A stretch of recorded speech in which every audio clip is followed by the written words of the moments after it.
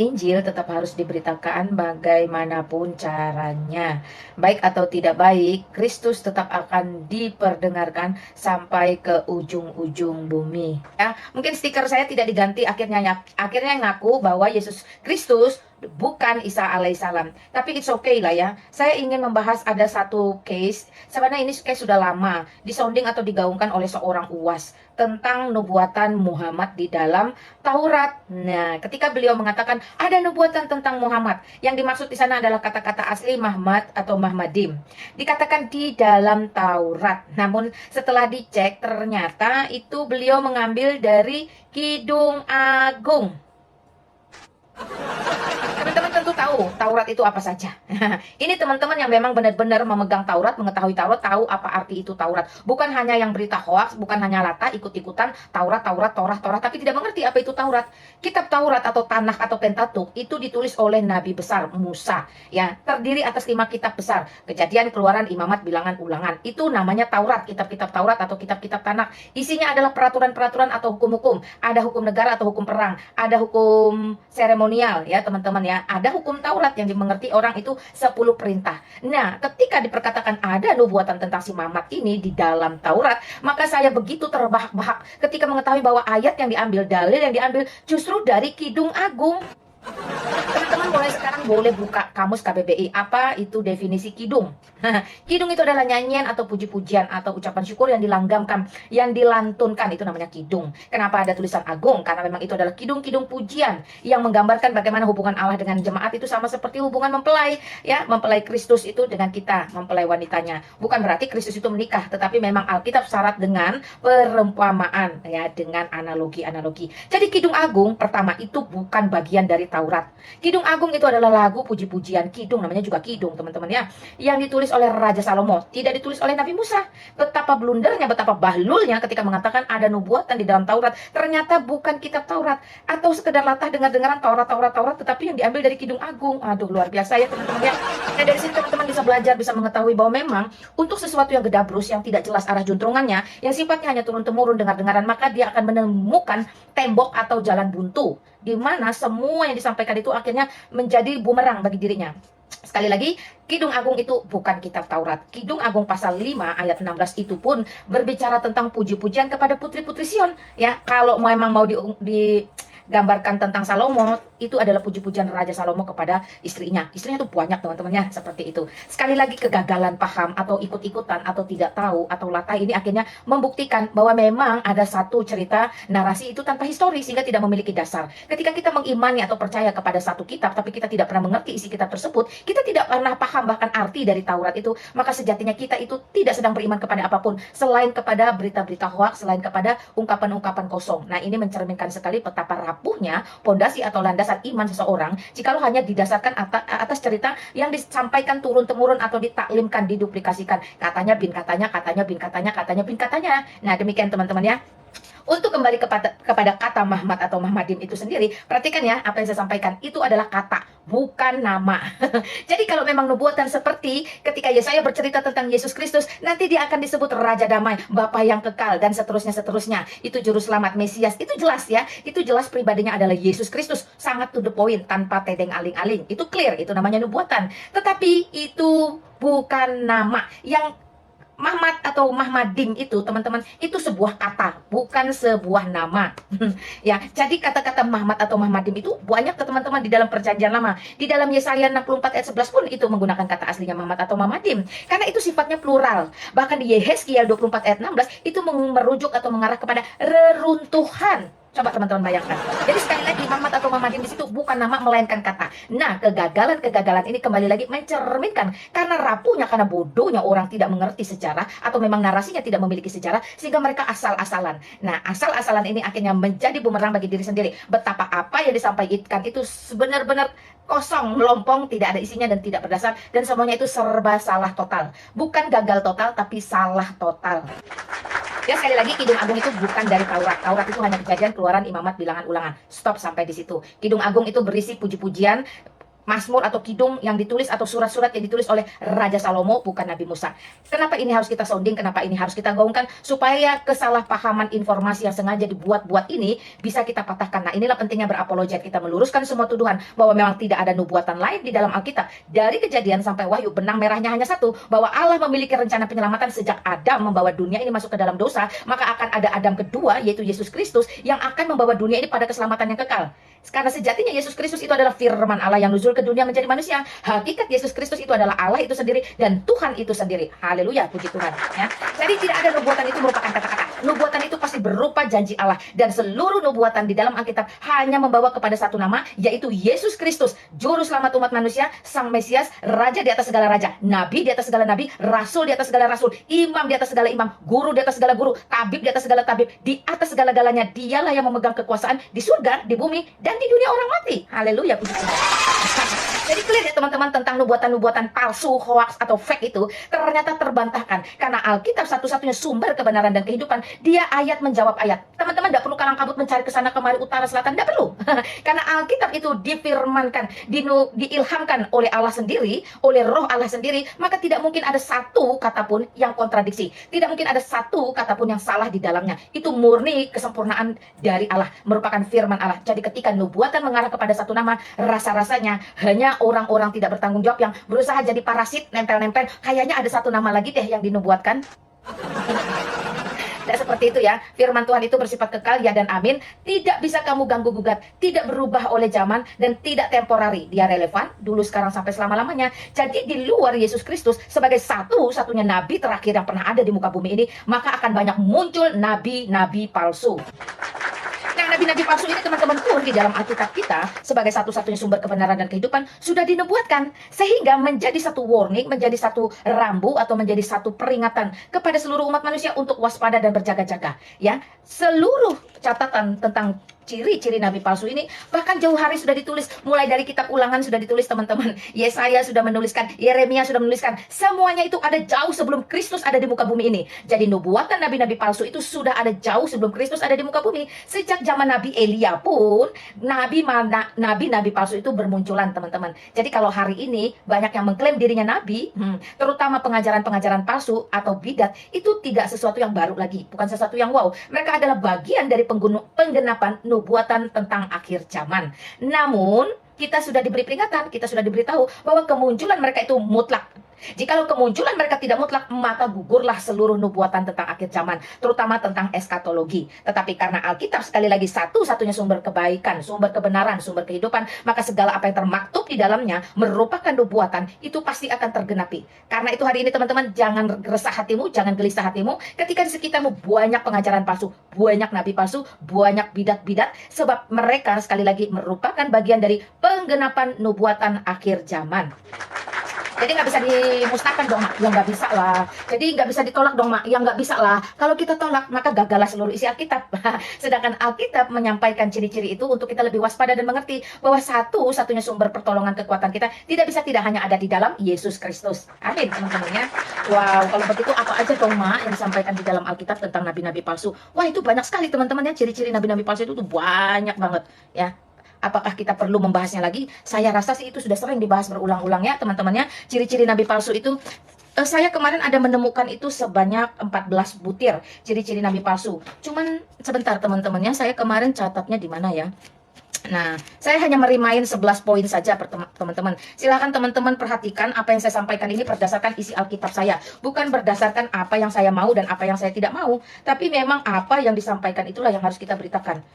Jikalau teman-teman tidak terima, tidak terimalah kepada firman Tuhan, yaitu Alkitab itu sendiri.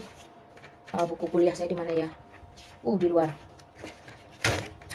Teman-teman jangan galau-galau dulu ya, karena ini relate dengan si nubuatan Muhammadim itu yang adalah kata bukan nama. Maka saya sampaikan ciri-ciri nabi palsu yang sudah saya jumpai dari dalam Alkitab saya, baik perjanjian lama maupun perjanjian baru, dari Kejadian sampai Wahyu. Silakan teman-teman remind lagi, diulang lagi ciri-cirinya. Silakan teman-teman tulis, mana tahu dalil-dalil tersebut apa yang disampaikan Lina Wijaya ternyata nggak sesuai. Nah silakan dicek ya teman-teman, supaya kita tidak dikatakan asumsi semata. Namun kita hanya membacakan ulang apa yang ditulis di dalam Alkitab. Sekali lagi saya tegaskan, Alkitab satu-satunya sumber kebenaran dan kehidupan.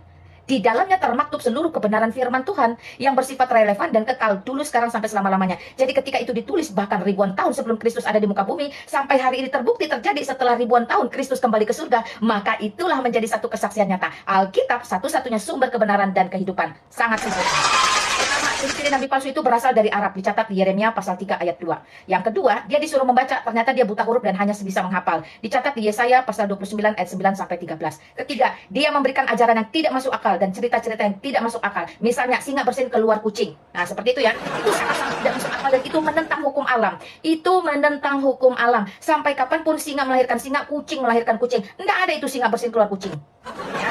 Oke, yang ketiga, yang keempat, dia mencuri firman Tuhan. Jadi firman Tuhan itu dicontek, disadur, dijiplak, diadop sebagai plagiator. Namanya nabi palsu, ciri-cirinya adalah mencuri firman Tuhan. Seluruh yang termaktub dari Kejadian sampai Wahyu, mereka mulai comot-comot, dia mulai ambil-ambil. Oh, ini cocok, ini bisa menguntungkan, ini merugikan, ini no.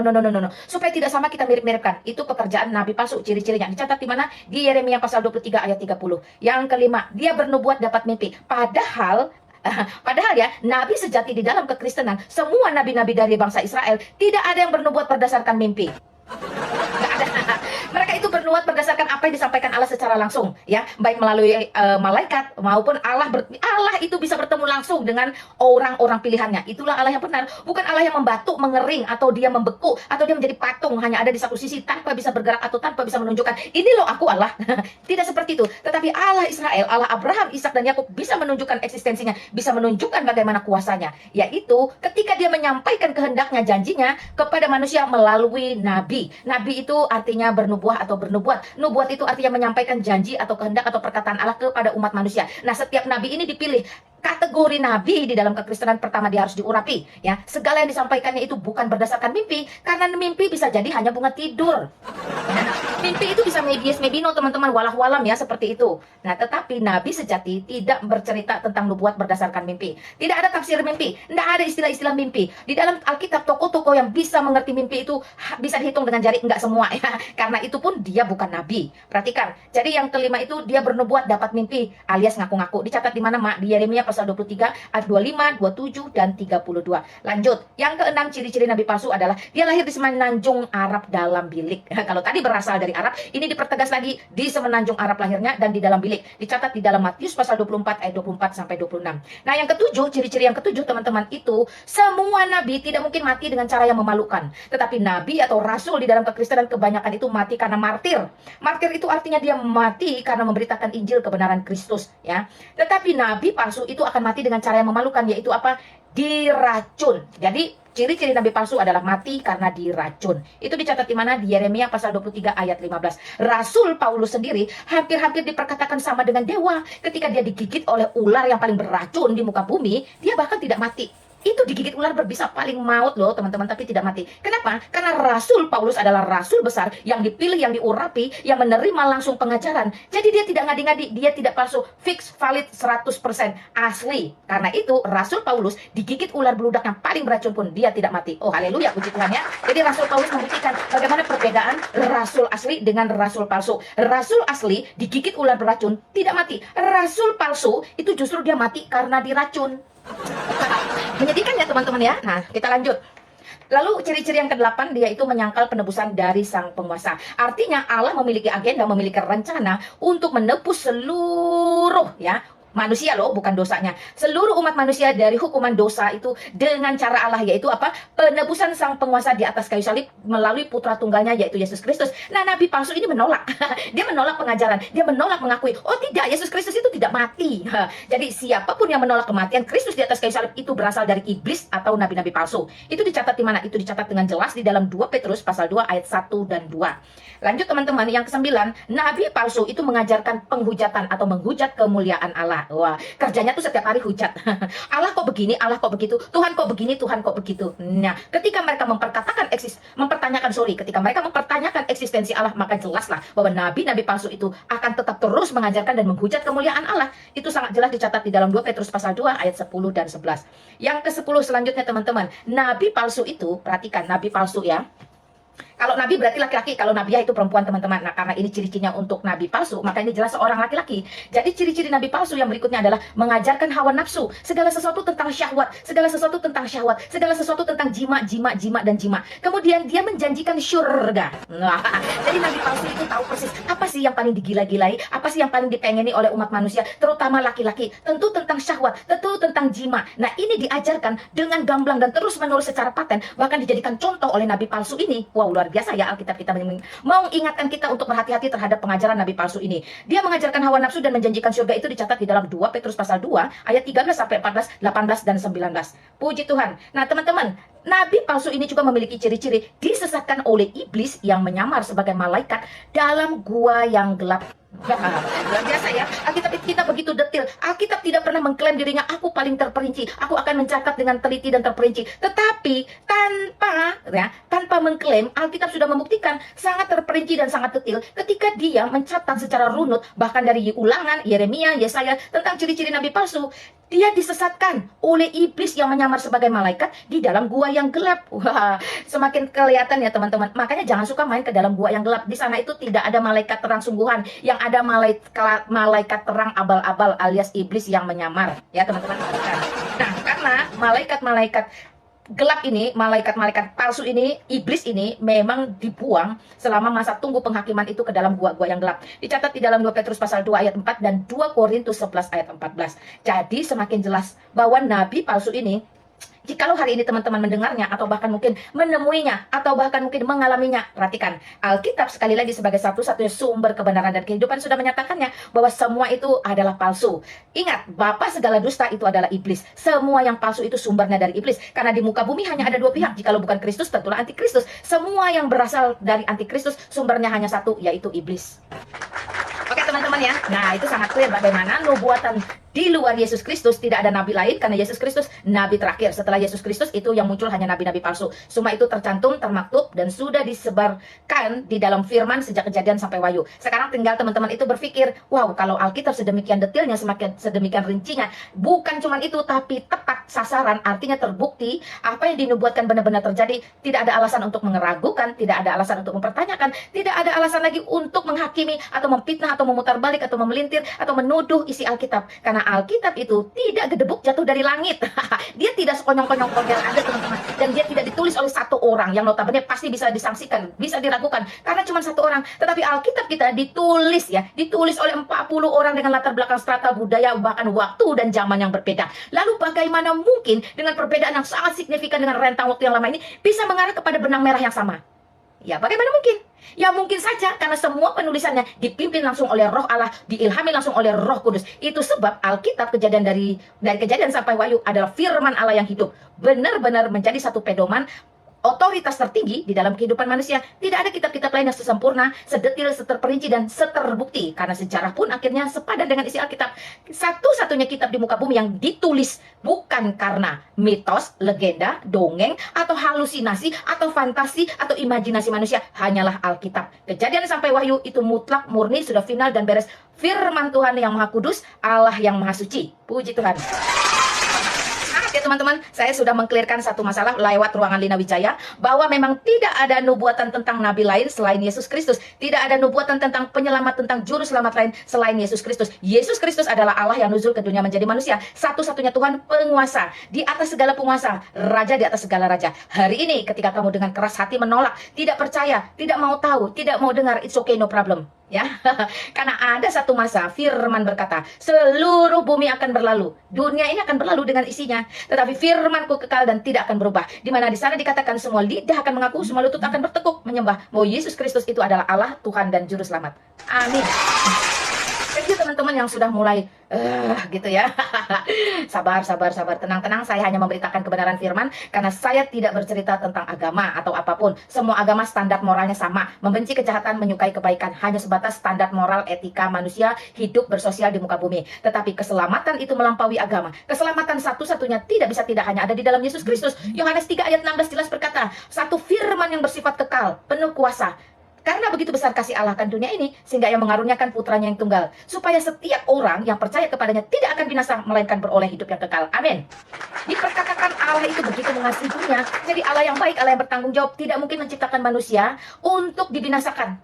Tidak mungkin menciptakan iblis setan untuk mencobai manusia. Tidak mungkin menciptakan neraka hanya untuk tempat manusia dicelup-celupkan lalu ditarik keluar lalu dipindahkan. Tidak. Itu adalah Allah Kedabrus yang membuat skenario sedemikian rupa berdasarkan apa? Berdasarkan imajinasi manusia yang menciptakan Allah tersebut.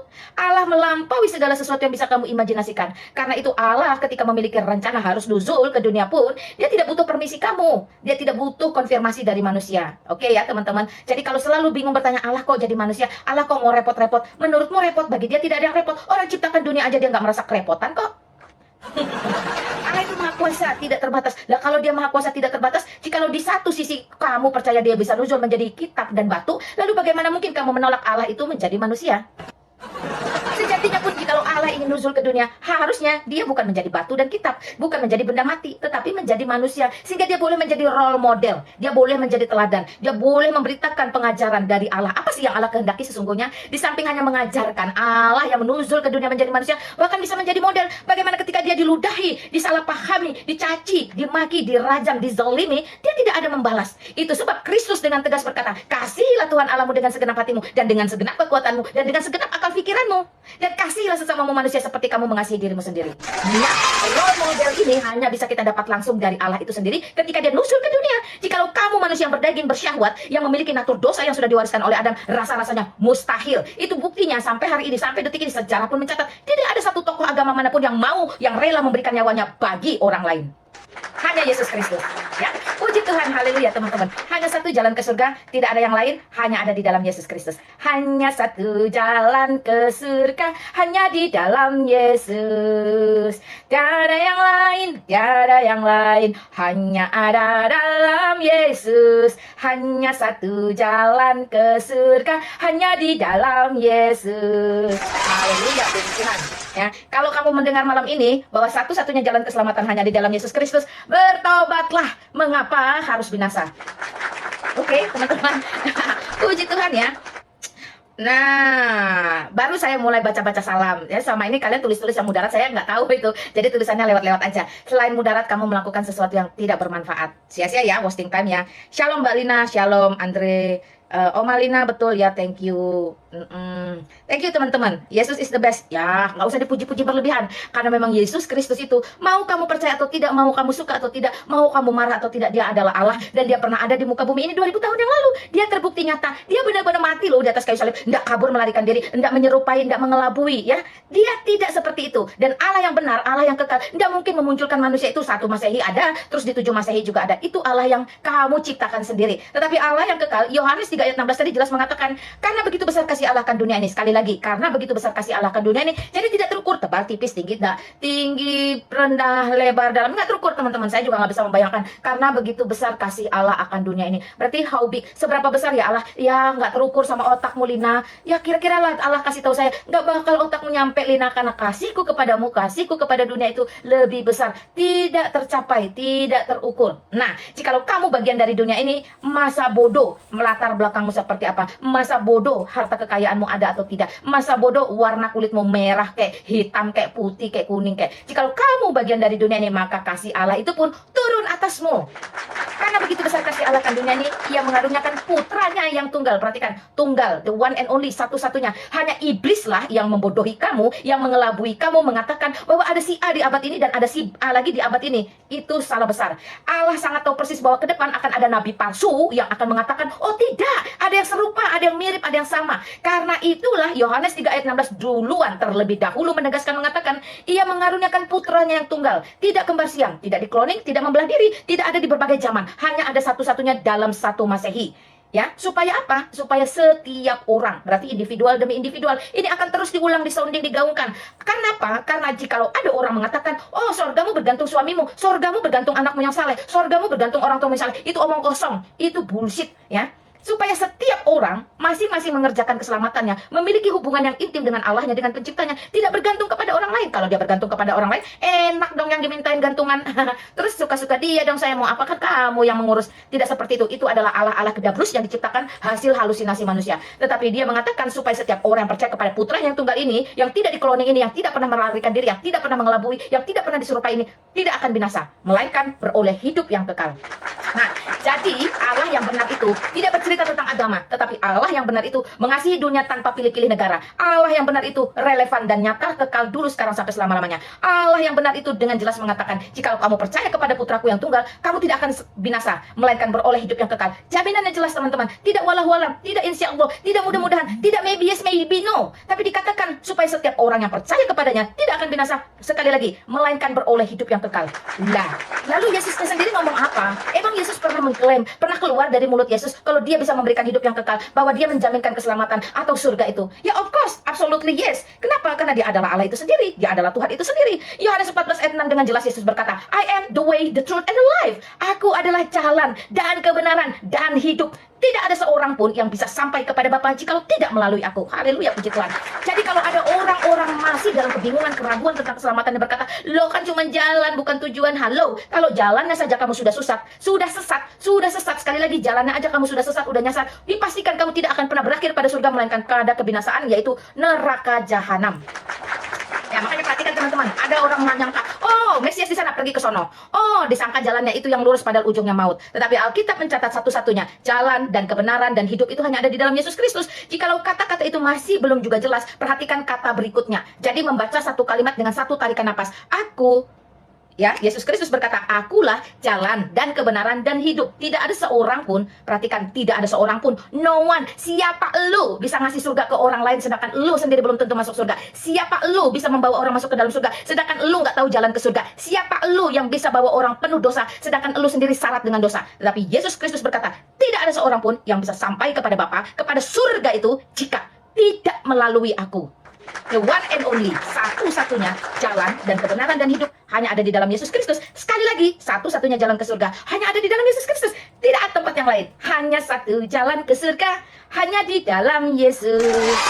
Wah, puji Tuhan teman-teman ya. Saya semakin bersemangat jika menceritakan kepada dunia bagaimana saya sudah ditebus, saya sudah keluar, sudah hijrah dari gelap masuk ke dalam terang Kristus, sehingga saya diberikan keberanian untuk memperkatakannya kepada dunia, supaya kasih Kristus yang melimpah itu turun kepada kamu melalui saya. Saya perkatakan kepada kamu, hidup saya yang lama sudah ditebus, hidup saya yang penuh kegelapan, tidak ada damai sejahtera, tidak ada sukacita, tidak ada kedamaian, bahkan tidak ada keselamatan, tidak ada jaminan kekal. Itu sudah selesai, sudah berubah ketika saya mau tunduk, terima dan taat bahwa Kristus satu-satunya jalan, kebenaran dan hidup. Maka hari ini saya memegang teguh janjinya sesuai yang ditulis di dalam Yohanes 10 ayat 28. Dia berkata, aku memberikan hidup yang kekal supaya mereka tidak binasa sampai selama-lamanya. Jadi tidak temporari teman-teman, sampai selama-lamanya. Bahkan lebih dari itu dia berkata, dan tidak ada seorang pun yang bisa merebut dari tanganku. Wow, haleluya, puji Tuhan. Jadi apapun yang dilakukan manusia, apapun yang dilakukan dunia kepada saya, I feel free, I feel don't worry, be happy. Sebab apa? Sebab hidup itu untuk Kristus dan mati adalah keuntungan. Haleluya, puji Tuhan.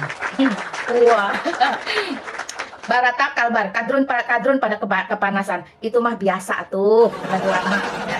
Oke teman-teman ya, luar biasa bukan? Itulah satu kesaksian, satu keberanian, satu pimpinan di mana ketika kita dimerdekakan di dalam Kristus, kita tidak pernah ragu lagi untuk melangkah, kita tidak pernah lagi merasa bergantung kepada orang lain. Jikalau dulu saya diperkatakan sorga saya bergantung pada suami saya, hari ini suami saya pun mulai tunduk di bawah kaki Kristus, mengerjakan keselamatannya untuk memberitakan kepada dunia. Jikalau dulu dia dalam kegelapannya tidak memiliki gambaran satu kemenangan, hari ini dia bisa dengan tegas berkata, ya Yesus Kristus satu-satunya jalan ke surga. Amin.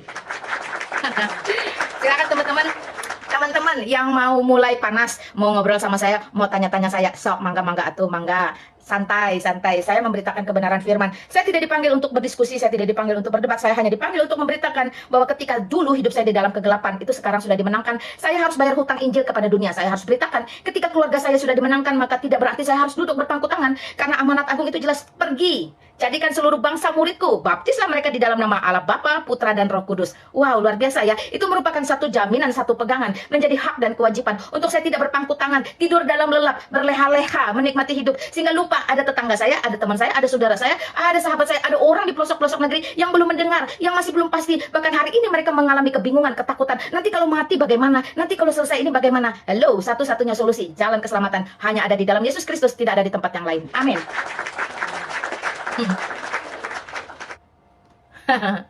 Ya, terima kasih teman-teman yang udah tap layar, yang udah share live. 200 orang lebih yang ada di ruangan saya. Saya beri kesempatan. Perhatikan, rumusnya gampang. Anda sopan, saya segan. Anda setan, saya usir. Oke, selamat. Siapa ini? Selamat malam. Selamat malam. Will. Selamat malam, Bu. Ya, selamat malam, bro. Silakan. Ini saya mau nanya, Bu. Monggo silakan. Ini masalah Tuhan ya? Oh iya. Ya, Tuhan saya nggak punya masalah, bro. Bukan itu, maksudnya. Bukan. Tentang Tuhan, jangan Tentang bilang Tuhan. masalah. Ya, Tuhan itu nggak punya Mau tanya, masalah. Bu. Mau tanya, Bu. Ya, Siapakah Tuhan Ibu? Yesus Kristus itu Allah, hakikatnya Tuhan karena Dia berkuasa. Apakah Yesus anak Maria, Bu? Sebagai manusia, Dia dilahirkan oleh perawan kudus yang bernama Maria. Lalu siapakah yang menciptakan Maria, Bu? Maria tidak diciptakan. Sampean harus tahu definisi cipta.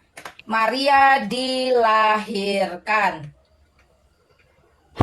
Apa bedanya sama Yesus juga dilahirkan? Beda. Dilahirkan dengan diciptakan itu berbeda. Itu pengalian kata aja, Bu. Bukan, Yesus- Bapak belajar bahasa Indonesia. Oke, Yesus buat teman-teman keluar- Islam, saya keluar kasih tahu dari ya. Maria. Perhatikan teman-teman Islam. Maria Teman-teman Islam juga supaya cerdas, dilahirkan perhatikan dari baik-baik Bapak. yang saya sampaikan. Gitu. Sebelum kalian naik bertanya di ruangan saya,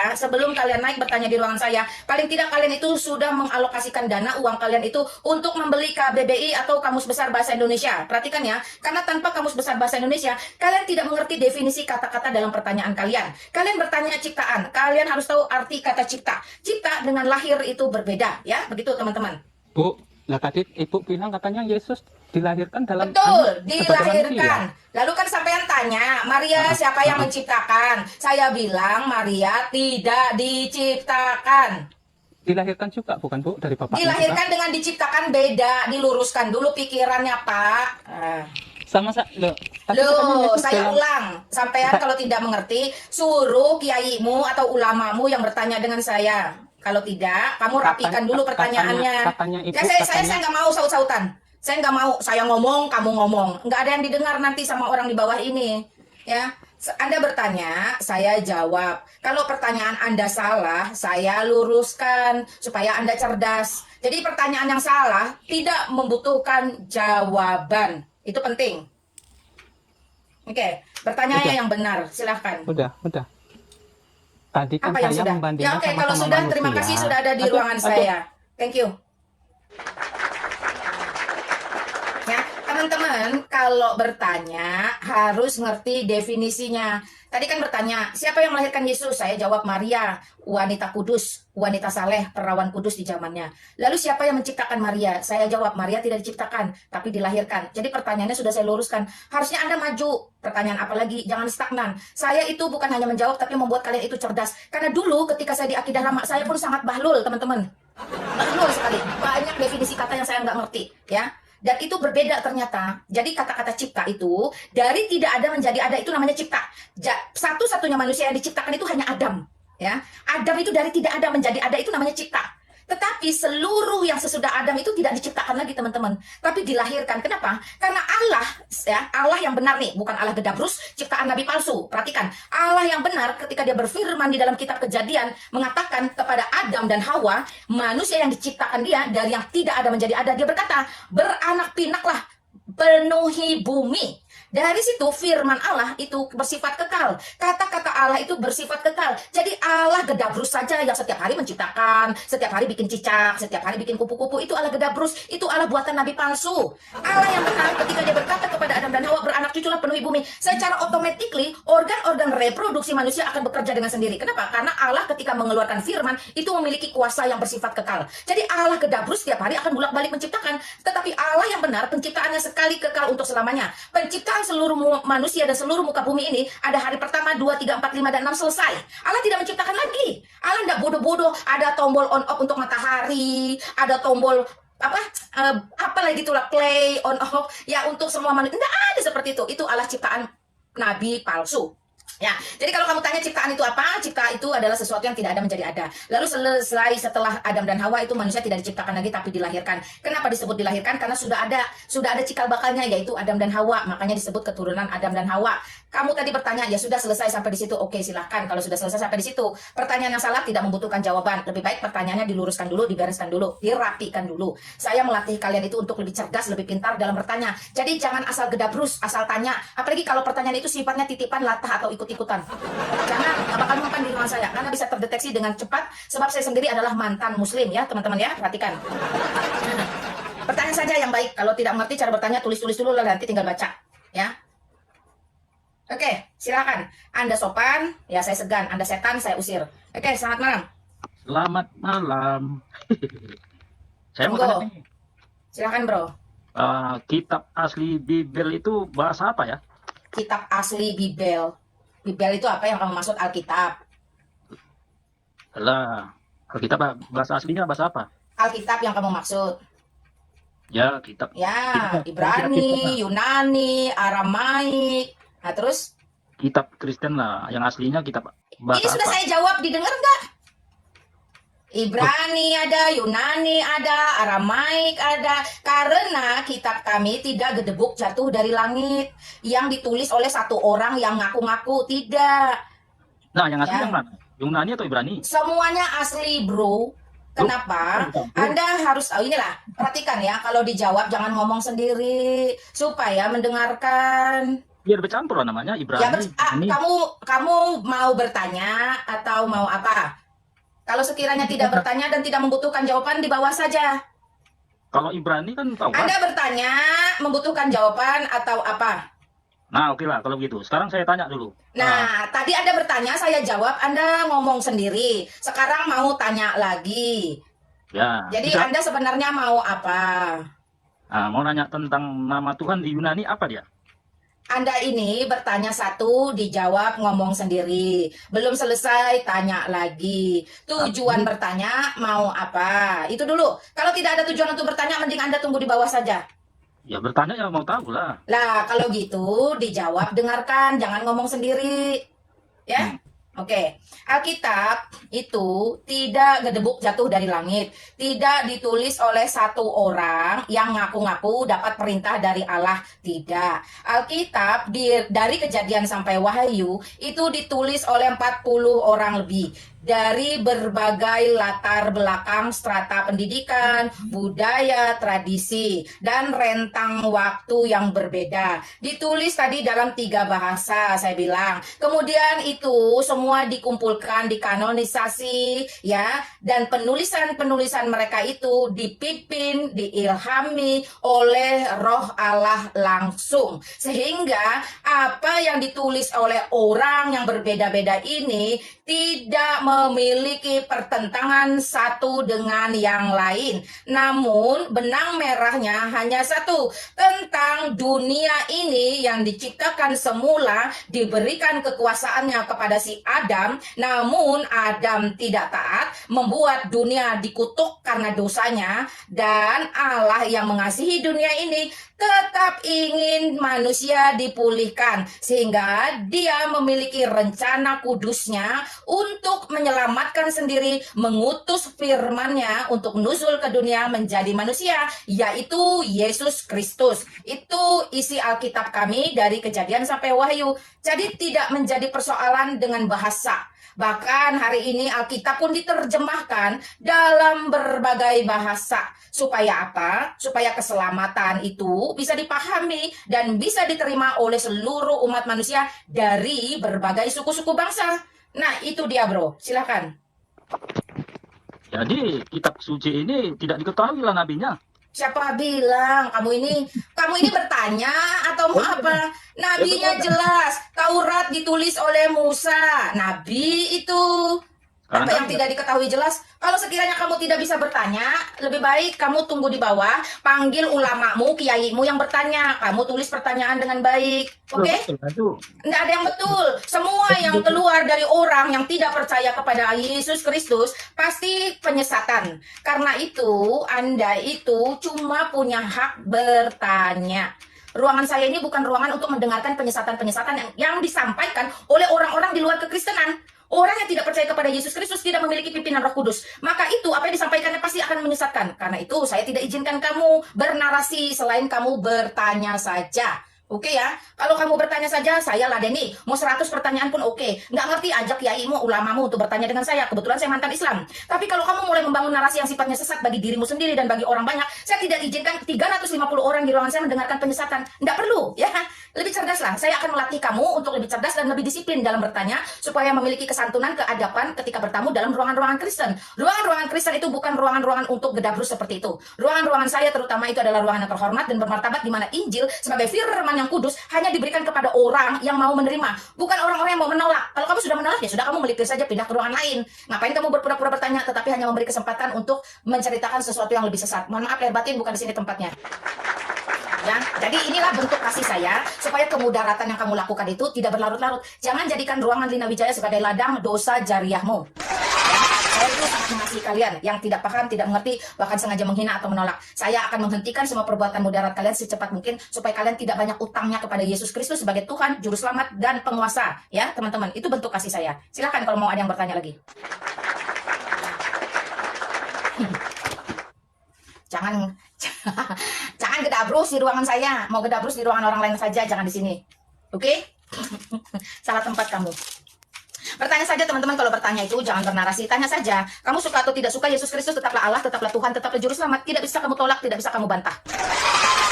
Selamat malam Charlie. Halo Mak, selamat malam semuanya juga.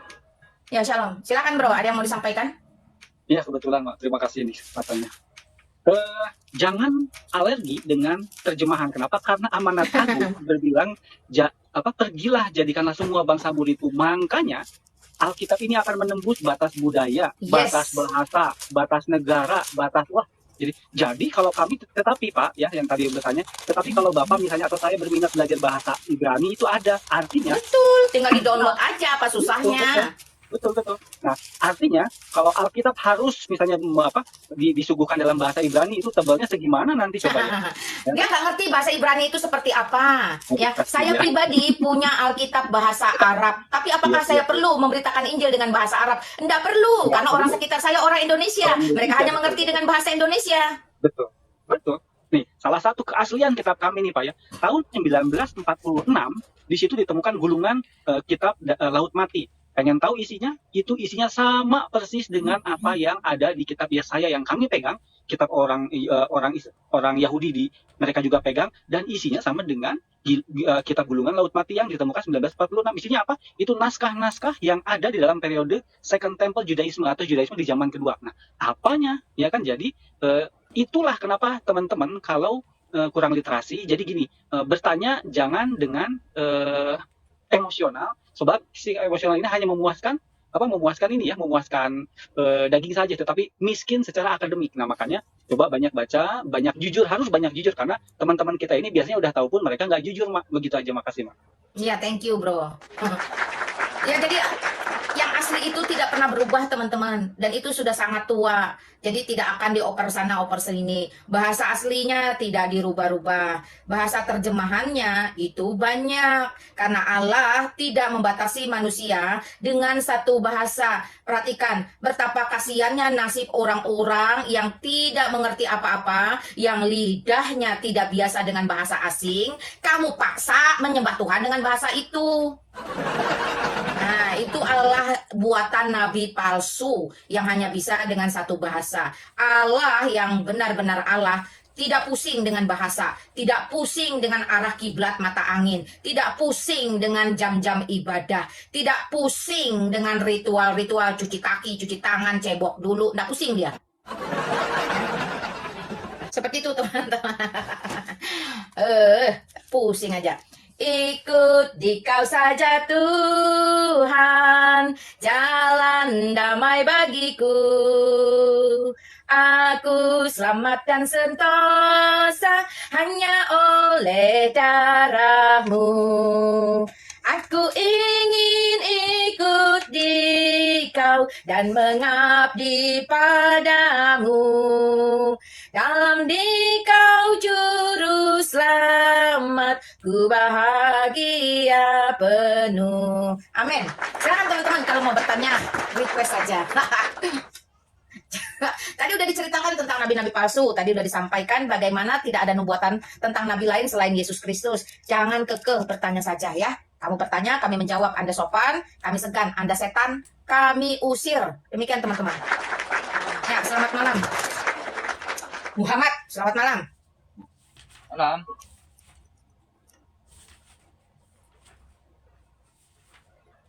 Ya, silakan Muhammad, selamat malam.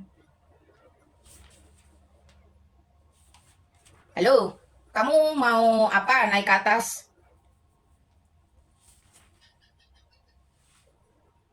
Muhammad, kamu mau ngomong apa enggak? Kalau enggak, saya turunkan. Kamu, nah, kabur sendiri dia, teman-teman. Dia bingung mau tanya apa.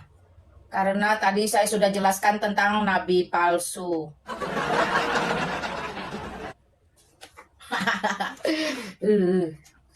Ya, silahkan.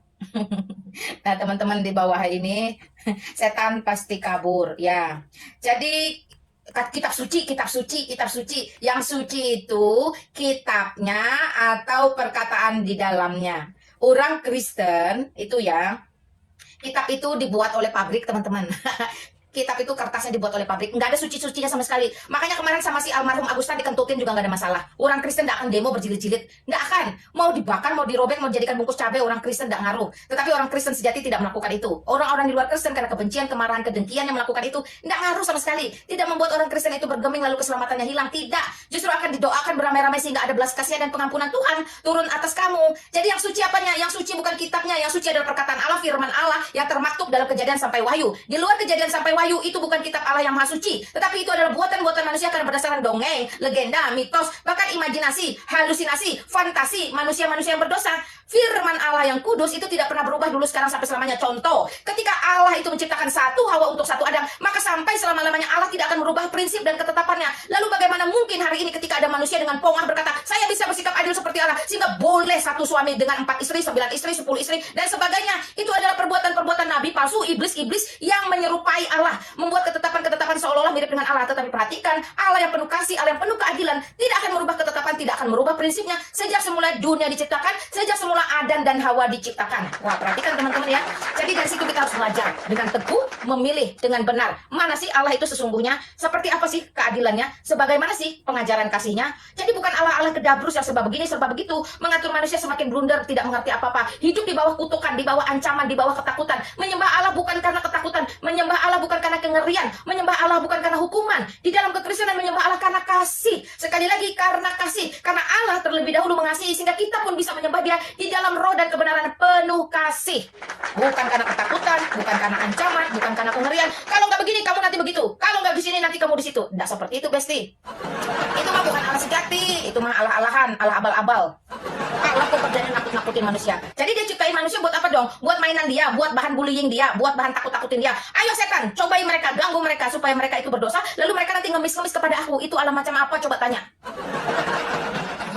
Puji Tuhan, haleluya. Kalau teman-teman sudah memahami Allah seperti apa sekarang yang sedang kamu sembah, yang sedang kamu miliki, yang sedang kamu yakini. Allah yang menakut-nakuti kamu kah? Allah yang penuh kengerian kah? Allah yang mengancam kah? Allah yang membuatkan sengaja kejahatan, membuat kamu memiliki satu kesempatan untuk menyembah Dia hanya karena ketakutan kah? Atau Allah yang bagaimana? Apakah Allah yang mau berkorban? Apakah Allah yang bertanggung jawab? Apakah Allah yang mengasihi kamu? Apakah Allah yang begitu sedih ketika melihat Adam itu memberontak sehingga natur dosa diwariskan kepadamu dan keturunanmu? Apakah Allah yang bertanggung jawab ketika Dia menciptakan manusia bukan untuk binasa? Karena itu Dia tetap mengasihi kekal sampai-sampai Dia harus, ya, saking seriusnya kebinasaan atau neraka, sampai-sampai Allah yang kekal yang benar itu harus nuzul ke dunia menjadi manusia, merasakan dicibir, merasakan diludahi, merasakan dipitnah, merasakan dizolimi, merasakan dirajam, merasakan dikerjai, merasakan dihakimi, sampai-sampai harus seperti itu. Dia menutup mulutnya, ya, untuk membuktikan kepada dunia, aku Allah bisa tanggung semua itu. Kalau kamu yang tanggung, rasa-rasanya mustahil. Oh, haleluya, puji Tuhan.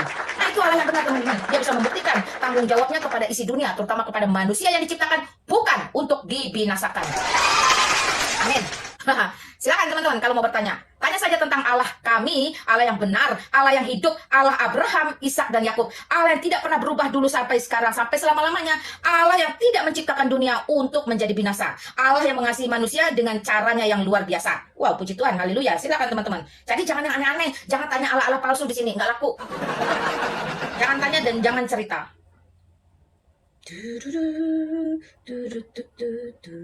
Ya, silakan kamu naik bertanya, jangan tulis-tulis di bawah. Saya nggak akan jawab yang tulis-tulis di bawah, tanya saja, ya.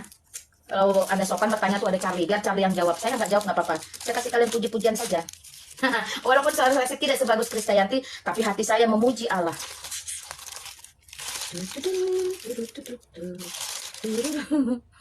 Nah, percuma kamu mau nulis-nulis yang mudarat itu percuma. Jangan pelihara hasad, ujub, ria, bakhil, kikir. Jangan pelihara penyakit hati dalam hidupmu. Penyakit-penyakit hati itu hanya bisa disembuhkan oleh Yesus Kristus. Tidak ada orang lain, Allah lain yang bisa menyembuhkan hasad penyakit hatimu. Saya dulu juga punya penyakit hati, teman-teman, di akidah lama saya. Tetapi di dalam Yesus Kristus saya dimenangkan, saya dimerdekakan, dan seluruh penyakit-penyakit hati saya dipulihkan. Amin. Hasad itu penyakit hati yang tidak suka melihat orang dakwah, melihat orang syiar, melihat orang sukses, melihat orang tersenyum, melihat orang bahagia, melihat orang lancar. Itu hasad. Jadi dia tidak suka, dia tidak senang, dia mulai benci, iri, dengki, lalu dia mulai mudarat, tidak bermanfaat, dan akhirnya hidupnya binasa. Berakhir kepada apa? Kepada iblis. Iblis ada di mana? Kelak ada di dalam neraka jahanam. Kasihan bukan? Ayo, bertobatlah. Mengapa harus binasa? Ya, jadi apa yang kalian lakukan itu sudah dicatat juga dalam puji-pujian. Saya nyanyikan ya sambil tunggu kamu yang punya keberanian untuk bertanya tentang kebenaran. Perhatikan, singkirkan hasad, penyakit hatimu yang tidak senang melihat dakwah syiar tentang keselamatan di dalam Yesus Kristus. Karena memang tidak ada tempat lain, tidak ada jalan lain, tidak ada cara lain selain datang kepada Kristus, bertobat, tunduk di bawah kaki salib, dan menerima dia sebagai Allah, Tuhan, dan Juru Selamatmu. Puji Tuhan ya teman-teman ya. Ya, selamat malam, silahkan bro.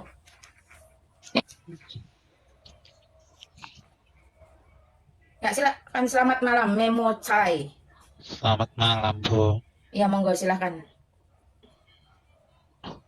Pengen gabung aja ya, Bu. Ya, Apa yang maksudnya nanya? gabung piye? Aku juga orang Kristen. Lah, kalau gabung harus ada yang disampaikan, nggak boleh diam-diam aja. Oh, aku juga orang Kristen. Apa itu? Bertanya. Ya, Bu, nggak perlu bertanya, tunjukkan iman Kristenmu. Kalau kamu memang Kristen, nyatakan iman Kristenmu. Iya, iya.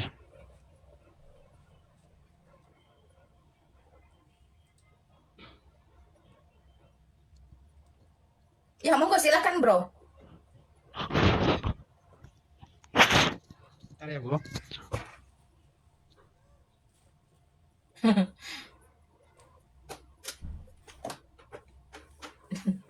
Ayo silakan, Memo Chai. Halo. Loh, Ya silakan, apa yang mau kamu sampaikan? tentang gimana itu? Tentang Yesus atau gimana? Loh, kamu kan ngaku Kristen. Kalau di Ya. ruangan saya, jikalau bukan pertanyaan, harus pernyataan iman. Saya nggak atur-atur kamu, bagaimana kamu menyatakan kepada dunia tentang imanmu di hadapan 340 orang lebih. Oh. Ya, ya, ya. Ya silakan, bro. Oke. Halo. Oke, nggak apa-apa ya. Thank you sudah ada di ruangan saya. Silakan kamu mendengar di bawah saja. Selamat malam, Panji. Silakan. Iya, selamat malam. Ya, monggo silakan, bro. Iya, apakah akhirnya ngaku Yesus sunat Isa? Oh gitu ya. Ya dong. Hmm.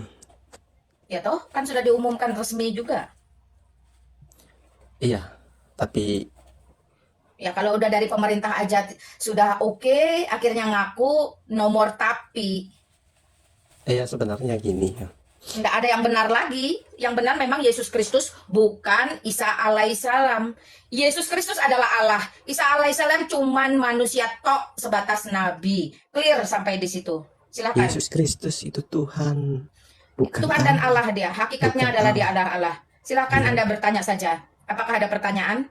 Pertanyaannya, mengapa banyaknya ajaran yang mengaku bahwa Yesus adalah Allah, padahal dikatakan Yesus adalah Tuhan, bukan Allah. Yesus adalah Allah sebagai hakikat dan Tuhan sebagai penguasa. Allah dan Tuhan di dalam kekristenan tidak sama dengan Allah dan Tuhan di dalam Islam.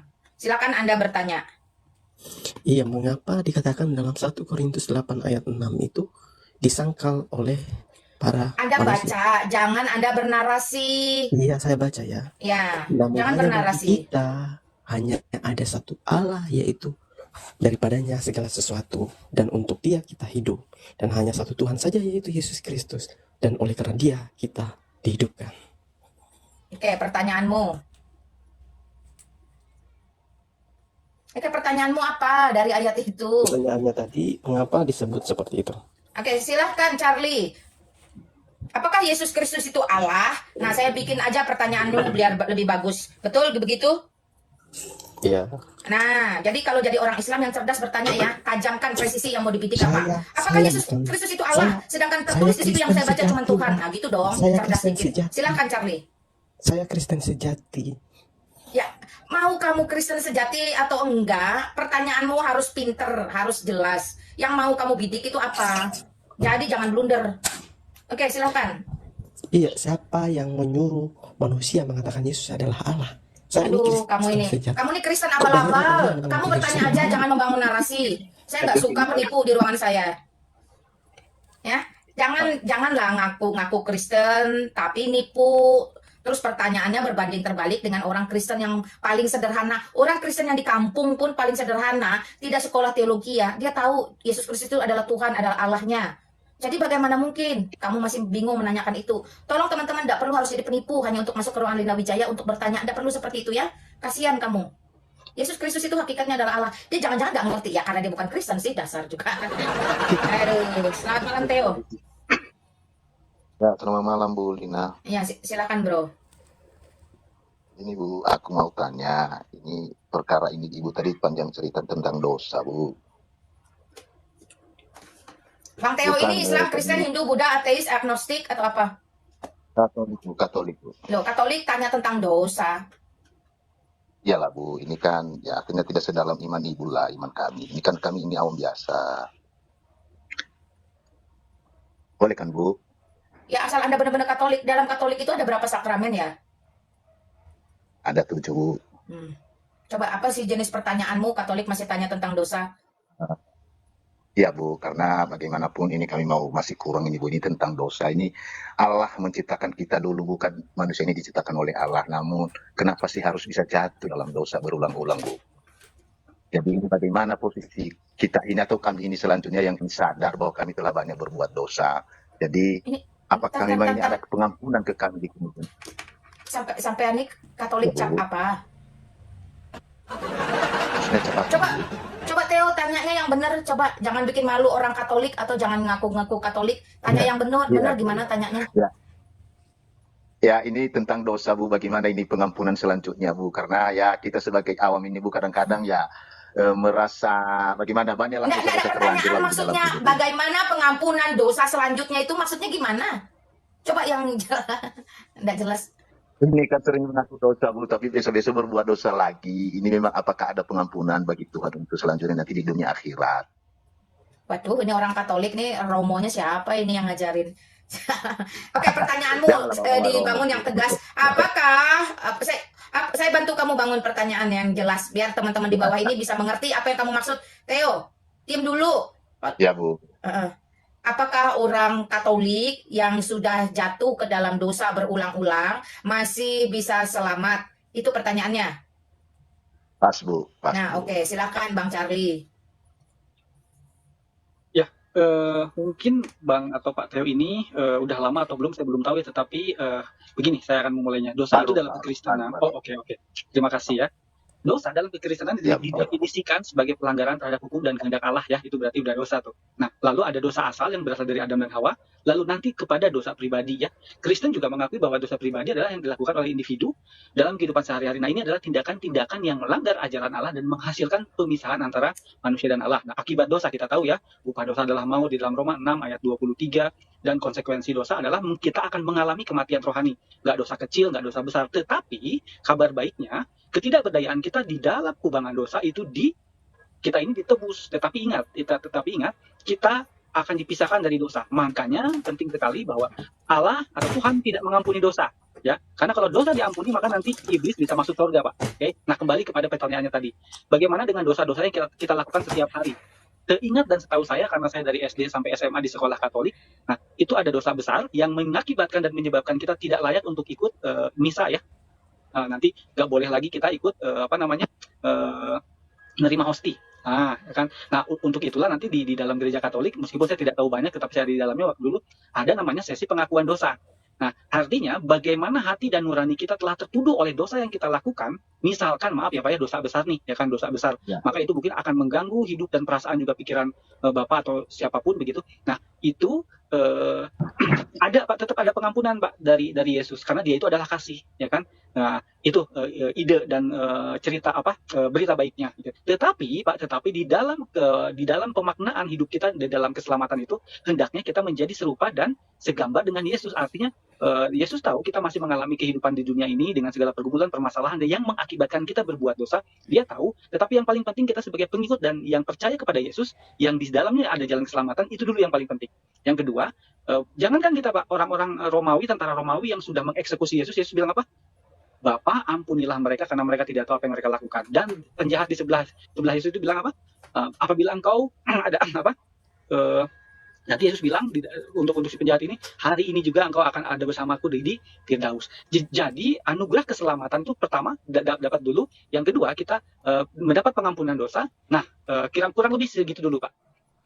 Oke ya, saya bantu kamu tuntaskan ya. Perhatikan baik-baik ya. Lukas 12 ayat 10 itu jelas berkata, setiap orang yang mengatakan sesuatu melawan anak manusia itu Yesus Kristus. Jadi kalau Yesus Kristus bilang jangan mencuri, kamu mencuri. Nah itu ya, ia akan diampuni. Saya ulangi, setiap orang yang mengatakan sesuatu yang melawan anak manusia, ia akan diampuni. Tetapi barang siapa menghujat Roh Kudus, ia tidak akan diampuni. Markus 3 ayat 29 pun berkata, tetapi apabila seorang menghujat Roh Kudus, ia tidak mendapat ampun selama-lamanya, melainkan bersalah karena berbuat dosa kekal. Artinya, semua dosa pasti diampuni, kecuali menghujat Roh Kudus. Nah, ketika kamu jatuh, hari ini dibilang, ngaku ke pastor, saya kemarin malam terlanjur, itu open BO, setengah jam. Saya bertobat, pastor, saya mengkhianati istri saya. Ya, kata pastor, saya doakan, kamu bla bla bla bla bla bla bla bla. Besok kamu gitu lagi, minggu depan kamu gitu lagi, bulan depan kamu gitu lagi. Itu namanya tidak ada pertobatan. 1000 kali kamu mengaku pada pastormu mengaku dosa, 1000 kali kamu lakukan, itu namanya tidak ada pertobatan. Jadi jangan bilang kamu ngaku bertobat. Nah itu dulu. Sedangkan orang yang mengaku dirinya milik Kristus, ya dia harusnya memiliki pertobatan secara utuh. Itu dulu bro. Silakan. Oke, menghujat Roh Kudus. Berarti ini bagi yang menghujat Roh Kudus ini yang memang nggak ada pengampunan, Bu Lina ya. Ya itu Terima sesuai kasih, dengan Lina. firman Tuhan. Amin, amin, amin, amin, amin.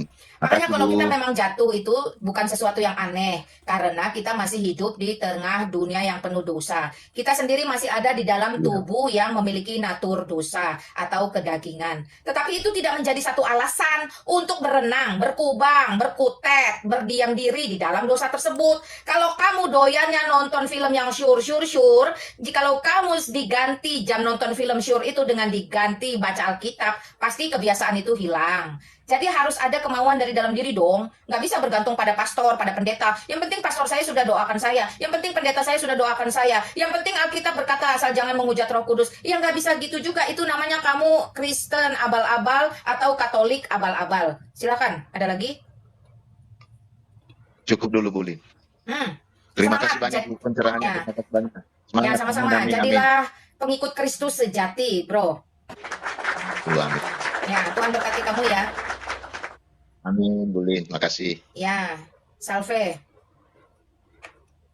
Ya, selamat malam, Er. Halo, selamat malam. Halo, Er, selamat malam. Udahlah, kau nyanyilah dulu di sana.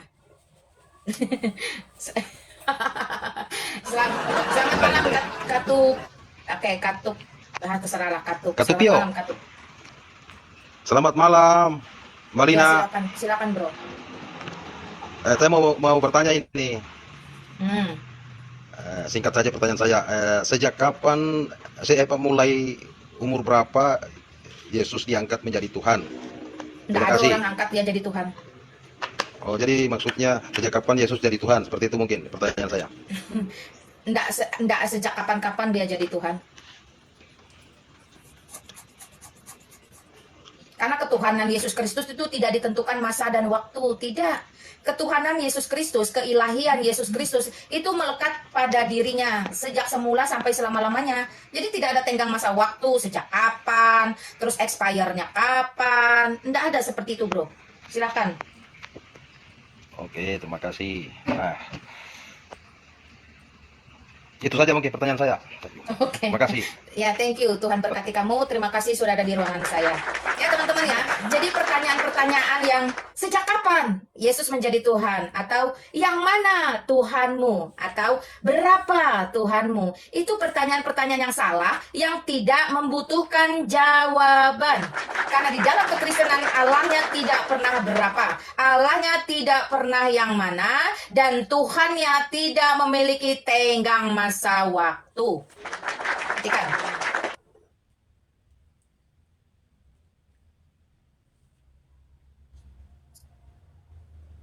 Saya coba terima yang lain ya. Selamat malam, Pak Geok. Halo, selamat malam. Halo, selamat malam. Ya, silakan, bro. Shalom, Bu. Shalom, silakan, bro. Ya, saya Kristen ini. Tadi saya yang nonton tentang dosa terhadap Roh Kudus itu, Bu Lina. Menghujat Roh Kudus. Nah, itu bisa Bu Lina.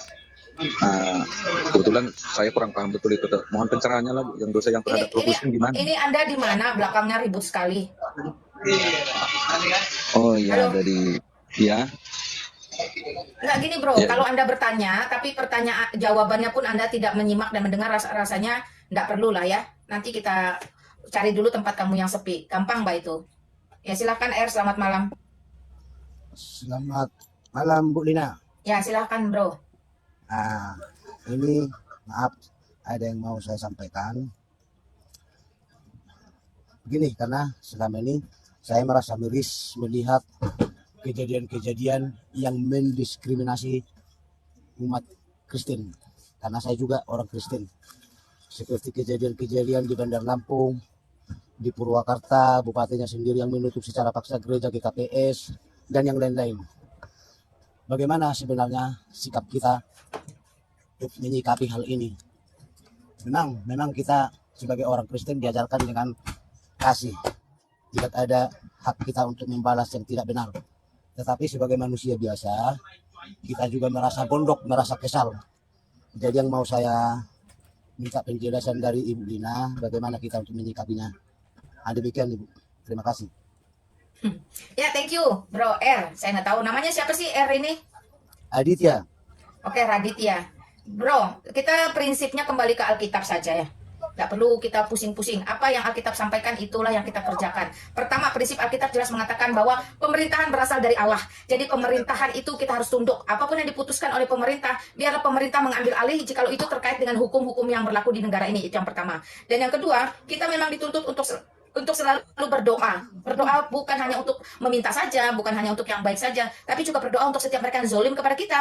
Untuk mereka yang dengan sengaja merusak tempat ibadah, membubarkan ibadah, bahkan dengan sengaja ya, mungkin menganiaya orang-orang Kristen, kita tidak dituntut untuk membalas. Karena Allah sendiri berkata, penghakiman adalah hakku. Dan penghakiman sudah diserahkan kepada putra tunggalnya, yaitu Yesus Kristus. Maka kita tinggal membawa semua ini ke hadapan Kristus. Berperkara di hadapan Kristus. Jikalau dia di pihak kita, siapa sih lawan kita? Itu tidak ada. Jadi biarkan Kristus dengan penghakimannya yang adil dan penuh kasih, itu yang akan berbicara. Bagi saya secara pribadi hanya itu. Lalu konkretnya apa dong, Marina? Konkretnya ya kita tetap melakukan kegiatan kita seperti biasa. Kita tidak perlu balas pukul-pukulan. Kita cukup membela diri dengan apa? Dengan cara kalau memang itu harus terjadi bentrokan fisik, menghindar sajalah. Tidak penting-penting amat kok ya.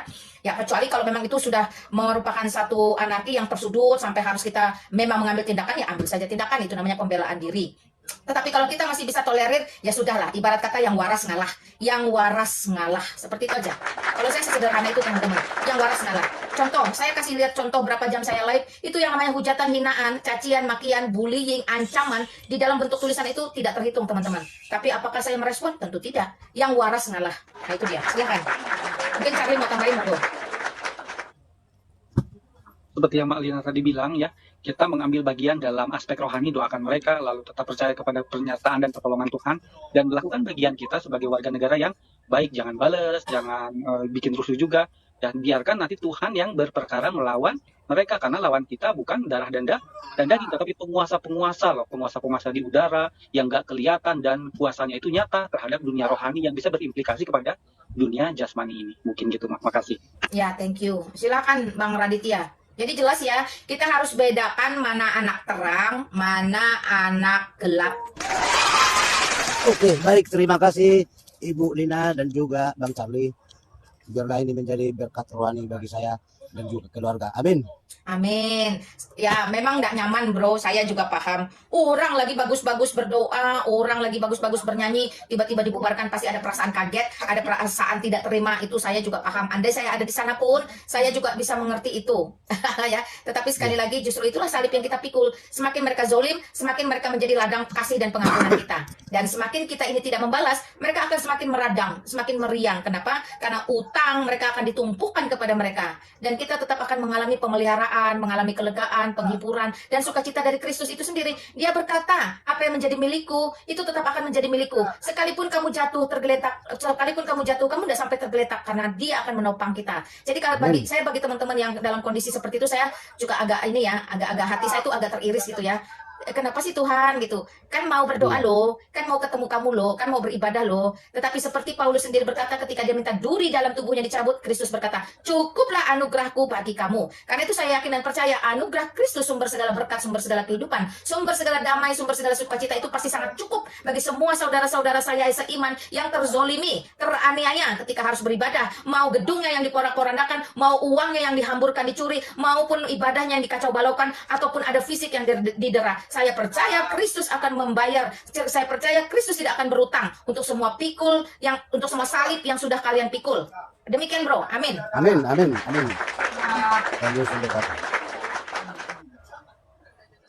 Ya, demikianlah sobat pemberitaan Injil yang luar biasa dari hamba Tuhan Murtadin Ibu Lina Wijaya.